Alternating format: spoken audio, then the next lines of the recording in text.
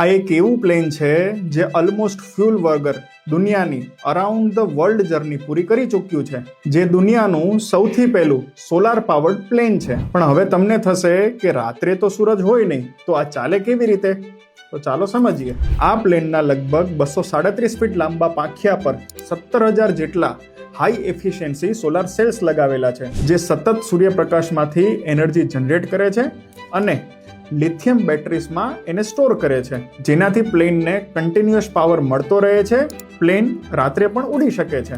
અને સૌથી બેસ્ટ વાત તો એ છે કે આ ટેકનોલોજીનો યુઝ કરીને 40,000 કરતાં પણ વધારે કિલોમીટર આ plane around the world journey કરી ચૂક્યું છે. એટલે ઇમેજિન કરો, ફ્યુચરમાં ટ્રાન્સપોર્ટેશન પણ ક્લીન એનર્જી તરફ મૂવ થઈ રહ્યું છે. આવા જ ફ્યુચરિસ્ટિક રિન્યુએબલ એનર્જી અને સોલાર ઇનોવેશન્સના વિડીયો માટે આજે જ અમારા પેજને ફોલો કરો.